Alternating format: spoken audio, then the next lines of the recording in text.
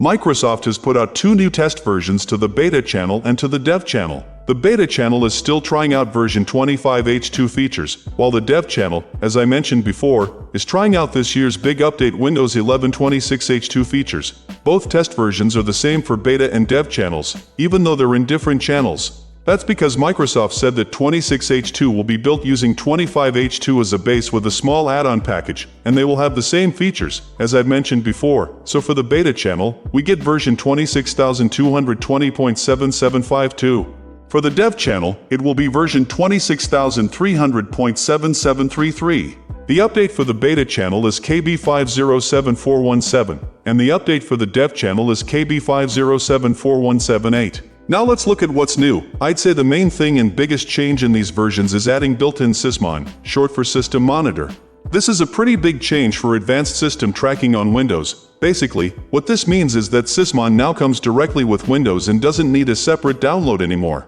It also lets users and managers capture detailed system events to detect threats using custom setup files. All gathered information, Microsoft says, goes straight to the Windows event log, making it simpler to work with current security and tracking tools. And I actually think this is a good move. Now Microsoft says that by default in the dev and beta channels, Sysmon is turned off by default. So, how you would turn on the feature yourself if you were in the dev or beta channel is you would go to your settings, click on System, scroll down to where you see optional features,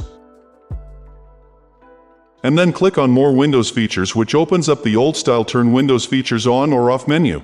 And if you are in dev or beta, you will see Sysmon in this spot under the S's as part of turning Windows features on or off. You would check the box and then obviously you would click OK, and that would install the system tracking tool. And I actually think this is a good move, or Microsoft says you can use the command line or PowerShell. And here are the 2 commands. First, you would type this command at the prompt and hit enter. And after turning on the feature, you would finish the setup by running this command if you were in the dev and beta channel. And just remember that Microsoft does say that if you have already installed Sysmon from the website, it must be removed before turning on the built-in native Sysmon. So just keep that in mind. So that's the main thing I would say.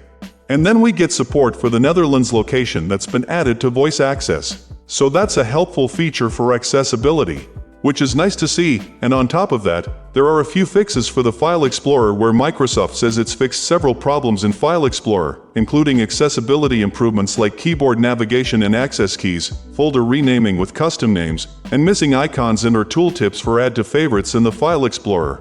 So I'm always happy about fixes coming to the File Explorer. And then we get a fix listed as Other where Microsoft says it's fixed a problem that made apps freeze when working with files on OneDrive or Dropbox.